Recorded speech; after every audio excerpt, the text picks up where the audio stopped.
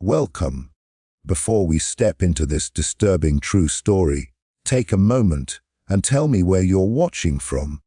And make sure you subscribe, because a lot of deep research and careful fact-finding goes into bringing these forgotten stories to light. What you're about to hear begins with a simple task. A slave woman hired to protect a child for just one night. But by morning, something had changed inside that house forever. What happened wasn't loud or violent at first. It was quiet, unsettling, and impossible to undo. She was known simply as Mary in the records, though no one ever bothered to ask what name her mother had given her. She had been born into bondage on a neighboring plantation and learned early that survival depended on silence, observation, and endurance. By the time she was in her early 20s, Mary had already buried 2 children of her own, lost to sickness before they could walk. That loss hardened her in a way that others could sense. She spoke little, listened much, and never startled easily. Among the enslaved community, she was whispered about as someone who noticed things others missed. Small changes in the air, strange sounds at night. The way a room could feel wrong, even when everything looked normal. The family who hired her didn't choose her by accident. Their child had been ill for months, suffering from fevers that came and went without reason. Doctors offered explanations that never held, and prayers brought no lasting comfort. The mother of the house had begun waking in the night, convinced she heard footsteps near the nursery, though no servant admitted to being there. When the last caretaker quit suddenly, refusing to explain why, word spread quickly that the position was cursed. That was when Mary's name was mentioned. "She's steady," one man said. "She doesn't scare easy," another added. The decision was made without her consent, as most things were. She was sent for and told only this: watch the child until morning and do not leave the room. Mary understood immediately that this was not an ordinary task. Families didn't hire someone just to sit through the night unless fear had already settled deep into their bones. When she arrived at the house before sunset, she noticed how quiet it was. No laughter, no idle chatter, not even the usual sounds of evening preparation. The servants avoided the nursery hallway altogether, lowering their eyes when she passed. One woman crossed herself under her breath. Another whispered, "Don't answer if you hear your name." No one explained what she meant. The mistress of the house studied Mary closely, her eyes red from lack of sleep. She asked strange questions: whether Mary prayed, whether she believed children could sense things adults couldn't, whether she had ever seen someone die suddenly. Mary answered carefully, saying only what was necessary. Experience had taught her that honesty could be dangerous. Still, when the mistress asked if she would stay no matter what she heard, Mary hesitated for just a moment before nodding. Not because she was fearless, but because she already knew refusing would only bring punishment, and perhaps worse. As dusk settled, Mary was led into the nursery. The child lay in a wooden crib, unnaturally still, his chest rising so faintly it was hard to tell if he was breathing. His skin was pale, his eyes closed, his face calm in a way that didn't feel natural. Mary felt it immediately, the shift in the air, the weight pressing down on her chest. It reminded her of standing beside a fresh grave, that hollow stillness where sound seems swallowed. She placed her bag by the wall and took her seat near the crib, folding her hands tightly in her lap. She had spent years working in other households, caring for children who cried, kicked, laughed, and reached out for comfort. This child did none of that. Even when Mary brushed her fingers lightly across his blanket, he didn't stir. The room smelled faintly of something bitter, like burned herbs or old medicine. The windows were shut tight, though the night was warm. The door was locked from the outside. That detail stayed with her. Mary understood then why she had been chosen. Not because she was strong, but because she was already broken enough to endure what others couldn't. She had learned to sit with grief without flinching, to listen to silence without filling it with hope. Whatever haunted that child, the family believed she could withstand it, or at least absorb the consequences. As the last light faded from the window, Mary whispered a prayer she had learned as a girl, not from scripture but from her mother, a plea not for protection, but for clarity. "Let me see what I must," she murmured. The house creaked softly around her, settling into the night. Somewhere deep within its walls, something shifted, as if answering. Mary straightened her back and fixed her eyes on the crib, unaware that by agreeing to this one night of watching, she had already stepped into a story that would change the house forever and bind her name to it long after everyone else had fled. The child she was hired to protect was named Thomas, though the name was rarely spoken above a whisper. He was the only surviving child of the household, born after 3 others had died in infancy. From the moment he came into the world, something about him unsettled those around him. He did not cry at birth the way other babies did. Instead, he opened his eyes and stared, silently, as if already aware of the room and the fear inside it. The midwife later said she had never seen a newborn look so focused, so awake, and she refused to return after that night. Thomas had been sickly since early childhood, but his illness followed no pattern the doctors could understand. Some days he seemed perfectly well, sitting quietly in his crib or bed, watching the world with those same unblinking eyes. Other days, he burned with fever, his skin hot while his hands remained cold. His breathing would slow to a frightening rhythm, long pauses stretching between each rise of his chest. More than once, the family believed he had died, and more than once, just as they were about to send for the doctor or the undertaker, he would inhale sharply and return, as if pulled back from somewhere far away. The parents lived in a constant state of dread. The mother barely slept, spending nights seated near the nursery door, listening for sounds that never came. The father avoided the child altogether, throwing himself into work and drink, unable to face the fear that this last son would be taken from him as the others had been. Servants were forbidden from speaking of the earlier deaths, but the house itself seemed to remember. The nursery was colder than the rest of the home, even in summer. Candles burned unevenly there, and shadows gathered in corners where no light reached. What frightened the family most was not Thomas's sickness, but his awareness. He seemed to know when something bad was about to happen.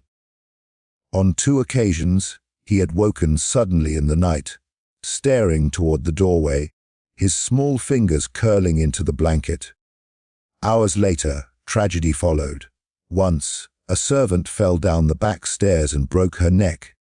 Another time, a prized horse collapsed dead in the stable for no clear reason. The family tried to dismiss the timing as coincidence, but the pattern gnawed at them. Each incident was preceded by the same thing: the child's sudden, silent wakefulness.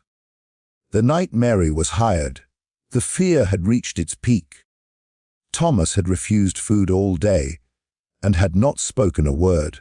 though he was old enough to form simple sounds. His eyes followed people around the room, tracking movements no one else noticed. Late in the afternoon, he had reached out and grasped his mother's wrist with surprising strength. When she leaned closer, he whispered something so softly she could barely hear it. Later, she would claim he said, "Don't sleep." That was the moment she decided someone needed to stay with him through the night. But this was not about protection in the ordinary sense. The family did not believe Mary was there to guard the child from danger. Deep down, they feared the opposite. They were afraid of what might happen if he was left alone, afraid of what he might see, hear, or call to in the dark. They believed that another presence in the room, someone strong enough to endure fear without breaking, might keep whatever followed the child at bay. They never explained this to Mary, of course. They simply told her to watch him closely, to keep him calm, and above all, to stay until morning no matter what happened. The mother's hands trembled as she gave these instructions. Her eyes flicked toward the corners of the nursery again and again, as if she expected something to emerge before nightfall. When she left the room, she paused at the door, looking back at her son with an expression that was not love, but terror mixed with guilt. Mary noticed all of it. The way the family spoke in half-finished sentences, the way servants avoided looking at the child, the way the house seemed to hold its breath whenever Thomas was awake. This was not the fear of losing a child. It was the fear of keeping him. As Mary took her place beside the crib, Thomas opened his eyes. They were darker than she expected, reflecting the dim candlelight with a glassy sheen. He didn't cry. He didn't move. He simply stared at her, and for a moment, Mary felt as if she were the one being watched over, measured, judged. The child she was meant to protect did not feel helpless. He felt like the center of something the family could no longer control, something that had already changed the house long before she arrived. Before night fully settled over the house, Mary was given a set of rules that immediately told her this was no ordinary job. They weren't written down, and they weren't delivered calmly. Each instruction came in fragments, passed to her by different members of the household, as if no single person wanted to take responsibility for saying them aloud. The mistress spoke first, her voice low and tight. Mary was told she must remain inside the nursery until morning, no matter what she heard or felt. She was not to open the door for anyone, even if a familiar voice called her name. If the child cried, she was to comfort him quietly, but never lift him from the crib. And above all, she was warned not to sleep. That last rule lingered in the air longer than the others. Not rest, not close your eyes, not even lean your head back. Do not sleep. The mistress repeated it twice, her fingers digging into the edge of the doorframe as she spoke, as though staying awake had already proven impossible for others. Mary nodded, though she didn't yet understand why sleep was the most dangerous thing she could do. A second servant, older and visibly shaken, pulled Mary aside as they prepared the room. She whispered another rule, one that clearly hadn't come from the family, but from fear itself. If you hear footsteps, the woman said, don't look toward the sound. And if you hear someone breathing close to you, hold your breath until it stops. When Mary asked why, the woman's eyes filled with tears. Because it listens, she said, and hurried away before Mary could ask anything more. The rules kept coming.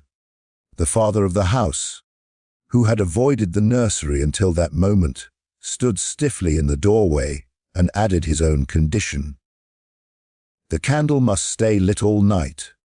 If it went out, Mary was not to relight it. She was to sit in the dark and wait. He didn't explain why, but his hands were shaking so badly he could barely hold the candle as he placed it on the small table beside the crib. Before leaving, he locked the door from the outside. The sound of the key turning echoed louder than it should have. Mary noticed something else then. There were markings carved faintly into the wooden doorframe. Old marks, half sanded away, like someone had once tried to erase them. Symbols she didn't recognize, but instinctively understood didn't belong to any church she'd ever known. They looked hurried, desperate, as if scratched in by someone who hadn't had much time. She reached out to touch them, then pulled her hand back when the wood felt strangely warm beneath her fingers. As dusk deepened, the rules took on a more unsettling tone.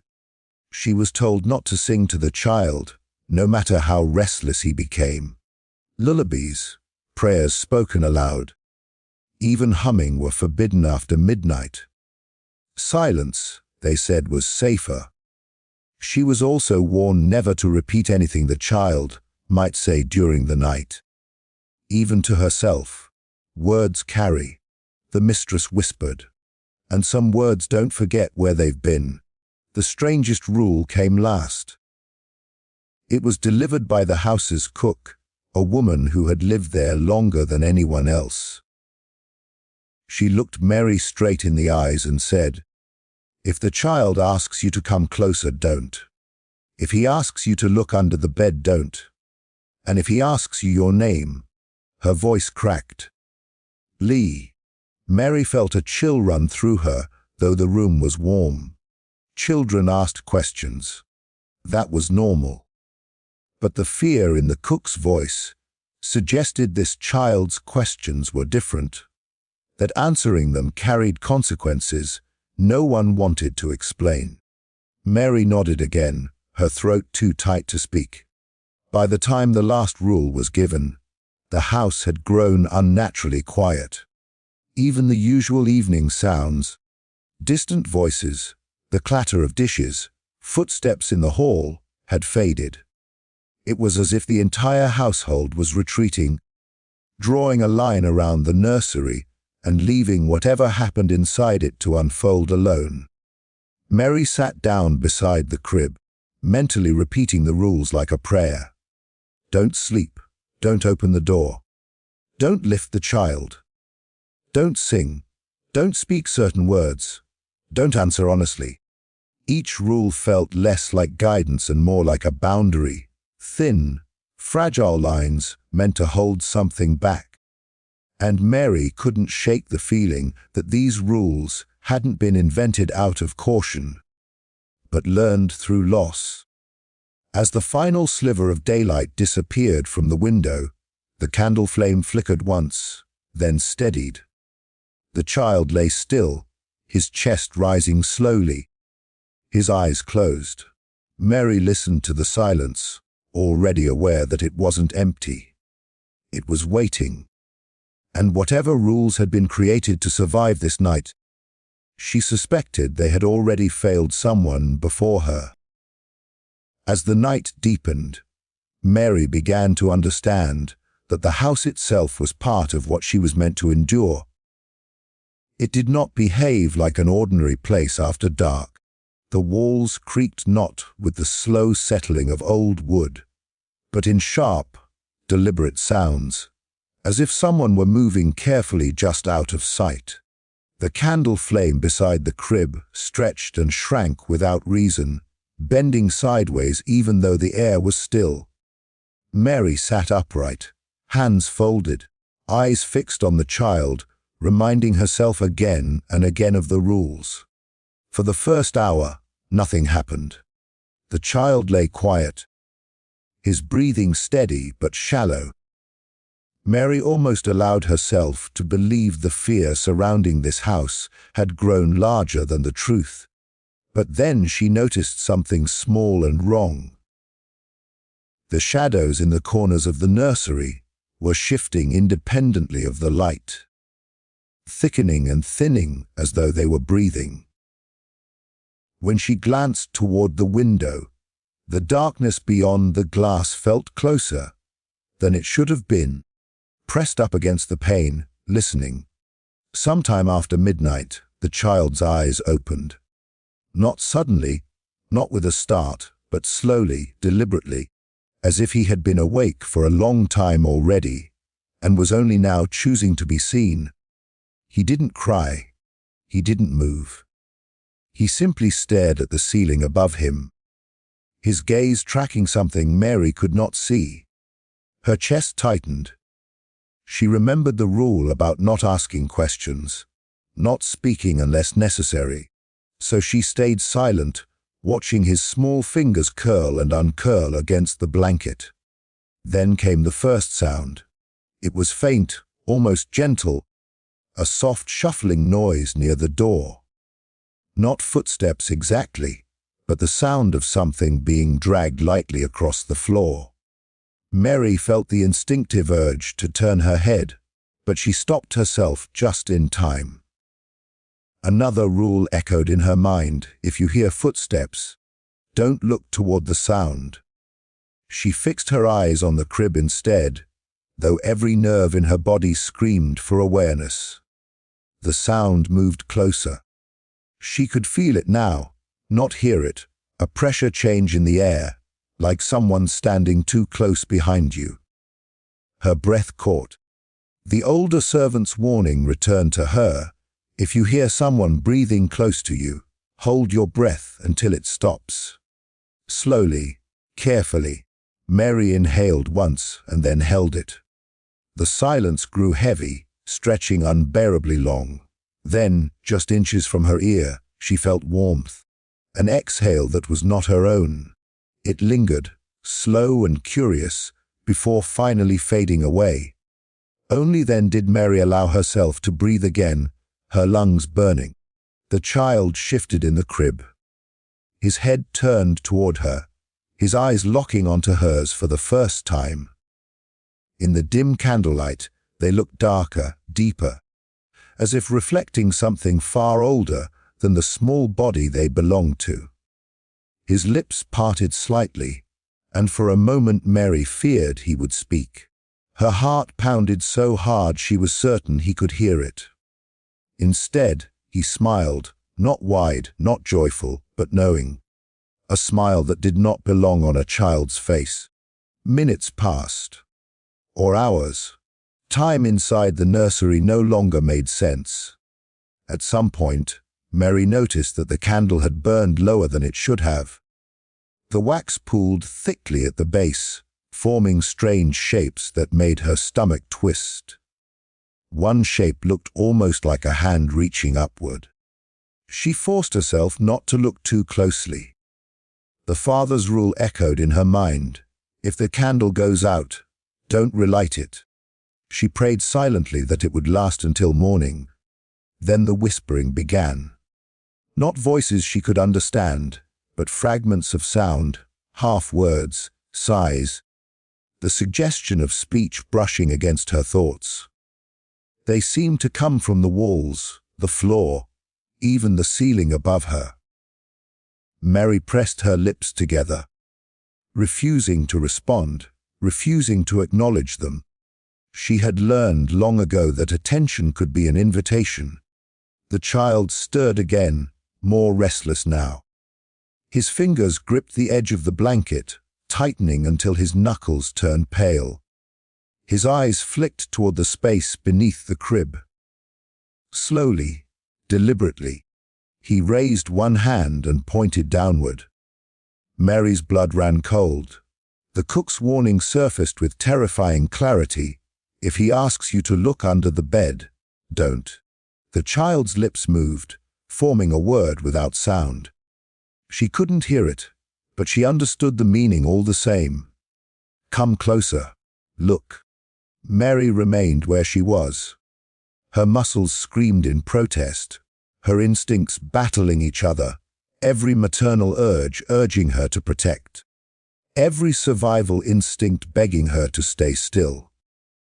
The pointing finger trembled, then dropped back to the blanket. The child's expression darkened, disappointment flickering across his face. For a brief, awful moment, the room seemed to tilt, as if the house itself were displeased with her refusal. That was when the cry came, low at first, almost swallowed by the walls, then sharper, louder, filling the nursery with a sound that did not belong to any child Mary had ever known.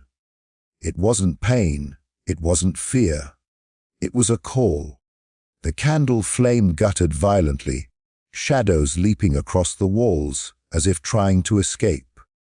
Somewhere in the house, something heavy fell, followed by the distant sound of breaking glass.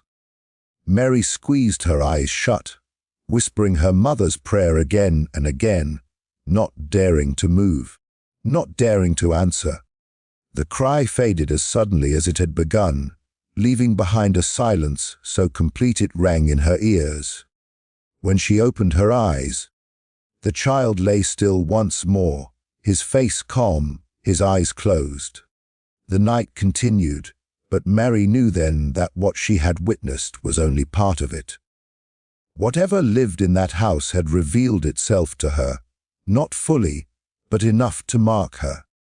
And as she sat there in the dim light, waiting for morning that felt impossibly far away, she understood one terrible truth. The house would never be the same again, because it had been heard. After the cry faded, the house did not return to normal silence. Instead, it slipped into something far worse, a state where every sound felt deliberate, chosen. Just after midnight, the first sign came from above the nursery ceiling. A slow, measured creak moved from one end of the room to the other, as if weight were being shifted carefully across the beams. Not footsteps running or pacing, but something testing the strength of the house, learning where it could stand. Mary tilted her head slightly, straining to listen without breaking any rule. The sound stopped directly over the crib, then pressed downward, hard enough that dust sifted from the ceiling and settled onto the blanket like gray snow. Moments later, the walls answered. A soft tapping began near the far corner of the room, faint at first, then repeating in uneven intervals. Tap, pause, tap, tap, pause. It was not random. It carried the patience of something intelligent. Mary's skin prickled as she realized the tapping followed her breathing. Each time she inhaled, it paused. Each time she exhaled, it resumed. When she held her breath, the tapping stopped entirely, waiting. The candle flickered again, its flame shrinking low, then suddenly flaring bright enough to cast sharp, twisting shadows. The shadows no longer matched the objects that created them. The rocking chair's shadow stretched too long, bending toward the crib, even though the chair itself did not move. The shadow of the crib rails thickened and fused together, forming a dark shape that pulsed faintly, like a second heart beating against the wall. Mary blinked hard, telling herself it was exhaustion, but the shapes did not fade. They grew bolder, more confident. From somewhere deep within the house came a sound like a door opening and closing again and again, slow and rhythmic. Each time it shut, the vibration traveled through the floorboards and into Mary's bones. She remembered another unspoken rule then, one no one had said aloud, but everyone had followed. No one ever left their rooms after midnight. Whatever moved through the house at that hour did so alone. The air in the nursery thickened, heavy with a smell Mary couldn't place at first. Not rot, not smoke, but something old and damp, like earth turned over too many times. The scent grew stronger near the crib. Mary noticed the child's chest rising faster now, though his eyes remained closed. His fingers twitched, grasping at nothing. With each breath he took, the smell intensified, as if it were coming from him or being drawn to him. Then came the whispers again, clearer than before. They were still fragmented, but now they carried emotion, urgency, hunger, warning. The sounds slid along the walls and gathered near Mary's ears, just loud enough that she could almost understand them. Almost. She clenched her jaw, refusing to form words in response. She knew, with terrifying certainty, that answering, even in her thoughts, would give them weight. A sharp knock struck the nursery door from the outside. Mary flinched despite herself. The knock came again, harder this time, followed by a familiar voice calling her name. It was the mistress's voice, tight with fear. "Open the door," it said. "Something's wrong." Mary's hands trembled. The voice sounded perfect, too perfect. She remembered the rule immediately. Do not open the door for anyone, even if a familiar voice calls your name. Her eyes fixed on the lock as the voice pleaded again, growing more desperate, then suddenly stopping mid-sentence. Silence followed, heavy and expectant. Then, slowly, the handle of the door turned. It did not open, but the sound of the metal shifting echoed loudly in the small room. The lock rattled once, twice, as if tested by something that did not yet understand its purpose. When it finally stilled, Mary felt a pressure lift, like a held breath released somewhere deep in the house. From beneath the crib came a soft scraping sound. Mary's heart thundered. She did not look down. She did not move. The sound circled slowly, tracing the outline of the crib's legs, then stopped directly beneath the child's head. The mattress dipped slightly, just enough to be noticed, as if something were pressing upward from below. The child let out a small, satisfied sigh. The candle flame bent sharply toward the crib and went out. Darkness flooded the room instantly, thick and absolute. Mary froze, remembering the rule. Do not relight it. She sat in the blackness, every sense straining, her body aching with the effort of staying awake. In the dark, the house felt closer, its presence wrapping around her like a living thing. That was when the sound stopped all at once. No tapping, no whispers, no movement above or below. The sudden absence was more frightening than the noise had been. In that void, Mary understood the final sign of the night.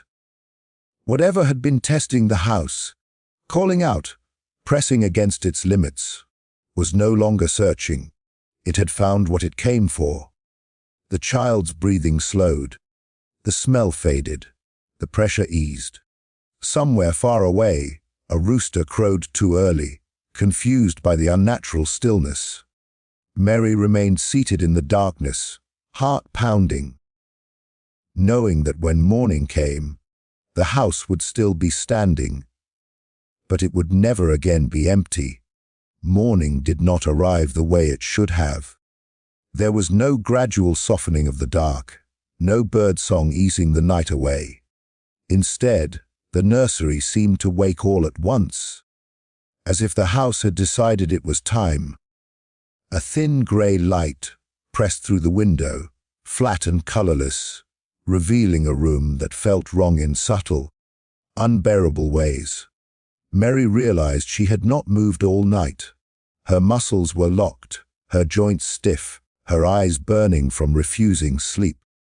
When she finally inhaled deeply, the air tasted stale, like a room that had been sealed for years rather than hours. The first thing she noticed was the silence. Not the heavy, waiting silence of the night, but a hollow quiet, emptied of something essential. The house no longer felt alert. It felt spent. Mary slowly turned her head toward the crib, bracing herself for what she might see. The child lay exactly where he had been, blankets smooth, body still. For a breathless moment, relief washed over her. Then she saw his face. His expression was peaceful, but altered. Not harmed, not sick, but changed in a way that made Mary's skin crawl. The softness of infancy seemed drained from him, replaced by something blank and distant. His eyes opened slowly, fixing on her with an unsettling focus. There was no confusion in them, no drowsiness. It was the look of someone who knew precisely where they were. When he smiled, it was small and quiet, but it carried weight, as though the night had settled inside him and decided to stay. Mary rose carefully, every rule of the night still echoing in her body, even though daylight had come. She reached for the door, half expecting it to resist her. It opened easily, too easily. The hallway beyond looked familiar, but altered in the same subtle way as the nursery, like a place remembered incorrectly. The air felt colder, though the sun was already up. She stepped out, calling softly for the household, and her voice sounded wrong to her own ears, thinner, less certain. They came one by one, drawn by a sense of unease they couldn't explain. The mistress arrived first, her face pale, eyes darting past Mary and straight to the child. The moment she saw him, her breath caught. She didn't step closer. She didn't touch him. She simply stared, as if recognizing something she had hoped never to see again. The father followed, his jaw tightening as he took in the scene. He looked not at the crib, but at the ceiling, the walls, the corners of the room, as though checking for damage that could not be repaired. Word spread quickly that something was wrong. Servants whispered in doorways. No one raised their voice. No one laughed. The house itself seemed to discourage sound. A vase slipped from a table in the adjoining room and shattered, yet the noise felt muffled, swallowed before it could echo. Mary noticed small details others missed. The doorframe markings she had seen the night before were now gone, sanded smooth, as if they had never existed. The candle stub lay on the table, cold and whole, far less burned down than it should have been. The child was lifted from the crib despite the rules that had governed the night. He did not cry. He did not resist. He rested his head against the mistress's shoulder, eyes open, watching the room with quiet interest. As he was carried out, Mary felt a pressure in her chest ease, but it was replaced by a deeper dread. The nursery felt empty now, but not clean, like a place after a storm where the damage hasn't yet been counted. By midday, the changes became impossible to ignore. The child did not respond to familiar sounds the way he once had. He did not startle. He did not reach out. When spoken to, he watched the speaker's mouth rather than their eyes, as if listening for something beneath the words. At one point, he laughed softly at nothing at all, a sound that caused every conversation in the room to stop. The cook crossed herself and backed away. Someone closed a window that had not been open. Mary was questioned quietly, separately, as if the truth might shatter if spoken too loudly. She told them only what she could without breaking herself. There were sounds, strange signs, rules she followed exactly. She did not speak of the breath at her ear, or the thing beneath the crib, or the cry that felt like a call answered. She knew instinctively that naming those moments would give them shape again. As the day wore on, the house began to reflect the child's change. Doors stuck where they never had before. Shadows gathered too early in corners, untouched by the sun. The air carried that same faint, damp scent Mary had noticed in the night. The mistress ordered the nursery closed. The father spoke of sending for a preacher. Neither suggestion brought comfort. By evening, one thing was clear to everyone, though no one said it aloud. Whatever had been hired to protect the child had done so, but at a cost no one had anticipated. The house had not lost anything visible. No blood, no broken bodies, no clear tragedy. And yet, as Mary stood at the threshold preparing to leave, she understood the truth with chilling certainty. The child had survived. But he had not come through the night alone. In the days that followed, the house began to behave as if it were learning how to live with a wound that would not close. Nothing dramatic happened at first. No screams, no sudden deaths, no obvious signs of disaster.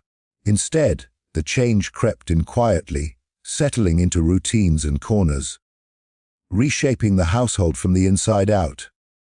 People spoke less. When they did speak, they chose their words carefully, as though language itself had become unstable. Laughter felt out of place, almost offensive, and died quickly whenever it surfaced. The servants were the first to notice how the house resisted them. Doors that had always opened smoothly now stuck, unless pushed with deliberate force. Floorboards groaned under familiar footsteps, but only for certain people, as if the house were keeping track. The nursery door, once closed, refused to stay latched. It would drift open on its own, revealing the dim interior like a mouth left slightly ajar. No one volunteered to close it anymore. They passed it quickly, eyes forward, pretending not to feel the temperature drop as they went by. Meals became tense, quiet affairs. The child was brought to the table, seated among them, alive and seemingly well, yet unmistakably altered. He watched everyone with calm intensity, his gaze lingering a second too long on each face. Sometimes he would tilt his head, listening to something no one else could hear, and smile faintly. When that happened, conversation stopped completely. Plates cooled untouched.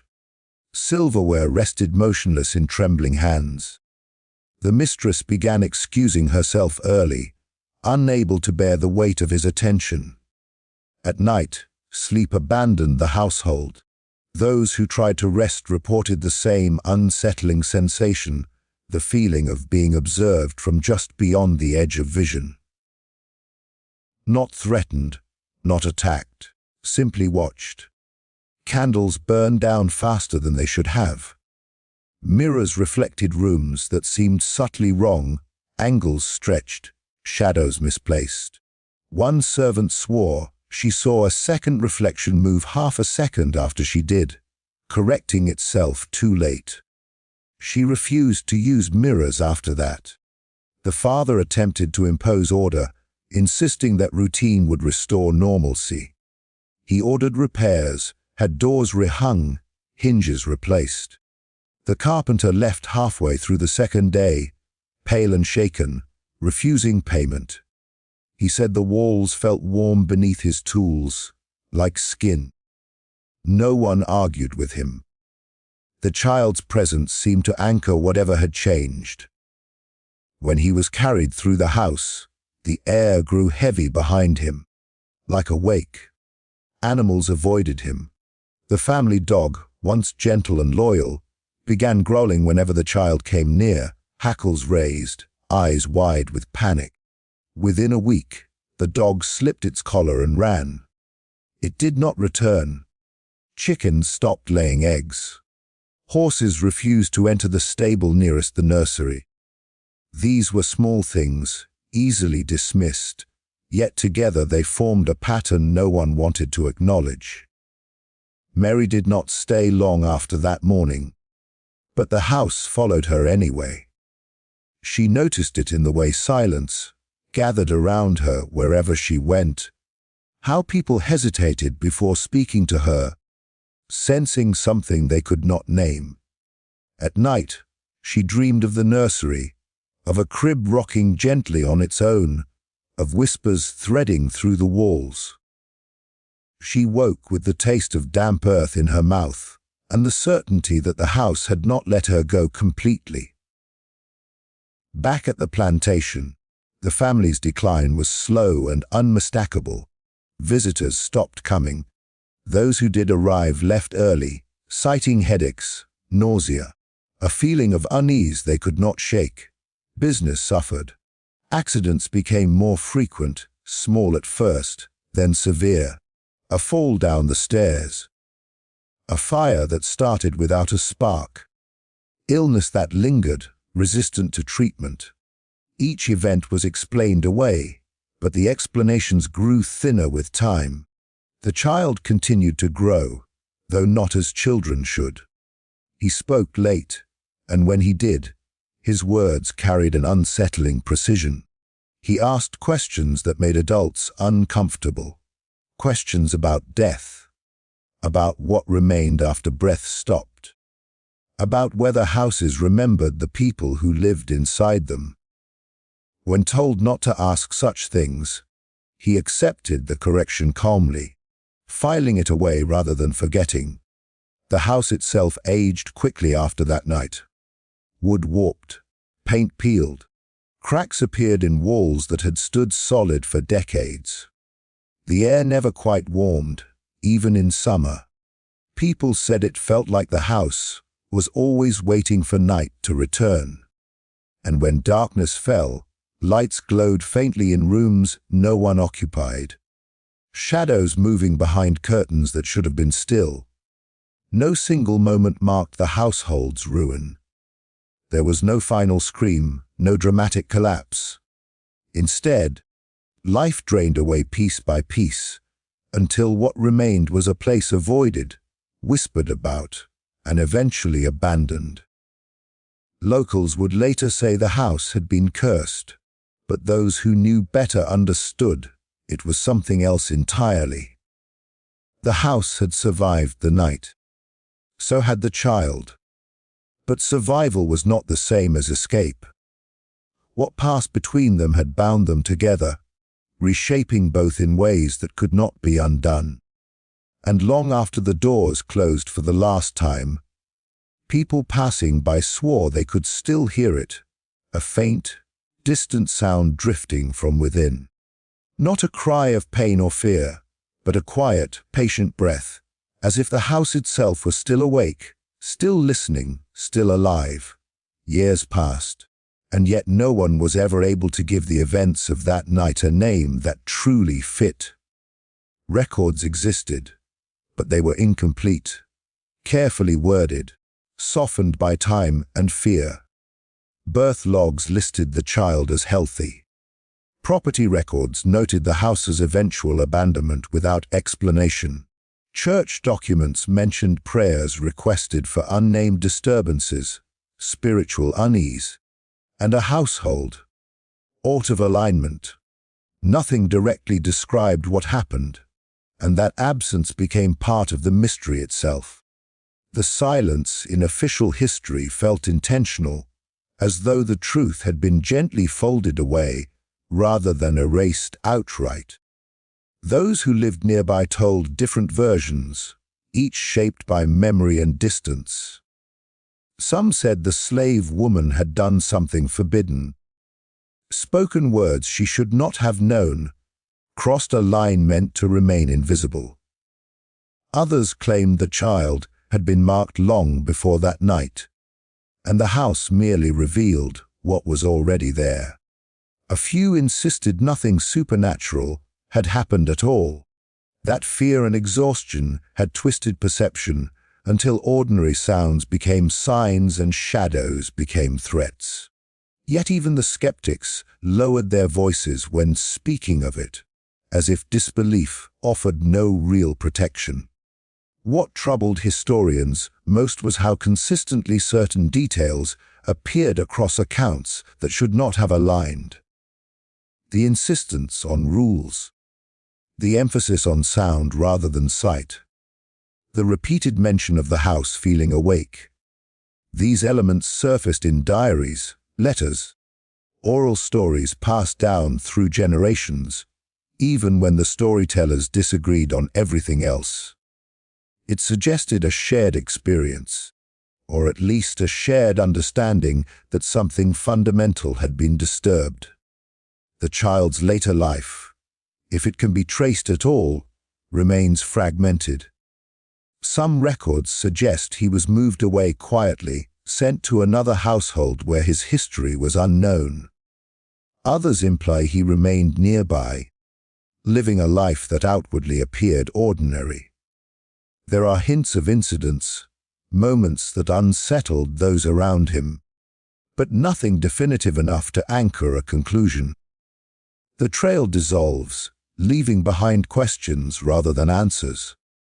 Was he a victim of circumstance, shaped by the fear projected onto him? Or was he, in some unrecorded way, the center of it all? The slave woman's fate is even more obscured.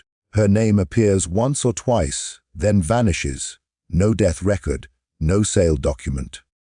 No clear trace of where she went. In some tellings, she refused to speak of that night ever again. In others, she tried to warn people and was ignored, dismissed, or silenced. The most unsettling version claims she carried the night with her. Wherever she went, that rooms grew quiet around her, that children cried for no clear reason when she passed. Whether truth or myth, the persistence of the story suggests she was changed in ways that could not be undone. Modern explanations have been offered, each attempting to pull the mystery back into something manageable. Sleep deprivation, collective hysteria, environmental factors like mold, gas leaks, or structural decay, psychological trauma layered onto an already brutal system of enslavement. These theories explain parts of the story, but never the whole of it. They don't explain the rules that predated the night, or the way fear seemed practiced rather than imagined. They don't explain why the house itself became the focus, not just the people within it. What history struggles with most is not the lack of facts, but the nature of what those facts imply. The story sits at an uncomfortable intersection between cruelty and care, survival and consequence, protection and possession. It forces questions that records are not designed to answer. Can a place absorb fear? Can silence become a presence? Can survival itself be a kind of damage? Over time, the house faded from maps. It was torn down or collapsed, depending on who tells it. But even after it was gone, the space it occupied retained a reputation. People avoided building there. Animals refused to linger. Travelers reported an inexplicable heaviness when passing through, a sense of being watched without hostility, but without warmth either, as if something remained that no longer needed walls. The mystery endures because it resists resolution. There is no final revelation, no hidden document waiting to be uncovered that will neatly explain what happened. Instead, there is only the shape of the story itself, defined by what people chose not to say, what they feared to name. It survives in fragments, in pauses between sentences, in the way storytellers slow their voices when reaching the end. Perhaps that is why the story continues to be told. Not because it promises answers, but because it exposes the limits of explanation. It reminds us that some events are not meant to be solved, only acknowledged. That history is not just a record of what happened, but of what could not be fully understood at the time. And somewhere within that unresolved space, the night remains suspended. A child survived, a house changed, a woman carried something unseen away with her. The facts exist, but the truth slips just beyond reach, waiting quietly, like a breath held too long, refusing to disappear.